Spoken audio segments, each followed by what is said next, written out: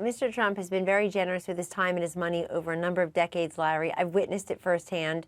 And I think it's a disappointing analysis. I respect Mr. Tepper's right to vote as he wants, but it's a disappointing analysis when you consider if he's voting for Hillary Clinton, what does that entail? That means that he's voting for somebody who said they were dead broke and now is worth $250 million. I'm a capitalist as you are.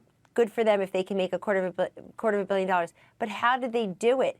They sold access. They sold favors. They used the State Department as a concierge for foreign donations. The idea that Bill Clinton, Inc., as we saw in these emails, needed to make $66 million through these connections. The idea that the country of Qatar gave $1 million to the foundation on Bill Clinton's birthday, $28 million from Morocco, tens of millions of dollars from countries. Mr. Tepper, you're voting for a woman whose foundation took tens of millions of dollars from countries that disrespect women. Kellyanne, with the greatest respect and love, and you know this about me, you too.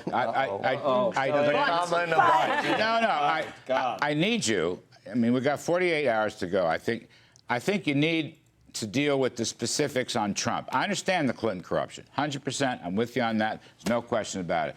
But Tepper's charge that Trump is not philanthropic, has not given charity. That's a rough charge. It may spread. Kellyanne, can you rebut that, or will the campaign rebut that? Put some figures out? I'm rebutting it right now. It's not fair and it's not true. Kellyanne, Washington Post. The Washington Post contacted more than 400 charities with some ties to the GOP nominee in an effort to find proof of the millions he has donated to them. They say we've mostly been unsuccessful. They literally go one by one through each of them. And then they say between 2008 and this May, when Trump made good on a pledge to give $1 million to a veterans group, so he did, its searches identified just one personal gift from Trump's own pocket. He's a very generous man. I've seen him write checks. I've been there when he's writing checks to people.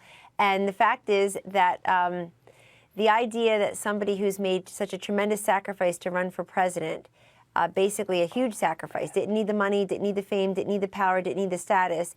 And you've got a lot of deals that didn't get done, I'm sure, in the Trump Corporation because the guy at the top is running for president. Those are tremendous sacrifices. He's been incredibly generous. He doesn't talk about it, but he's been able to connect people with resources and opportunity and to help them give a hand up or, over time. And I think it's incredibly important that people look at that.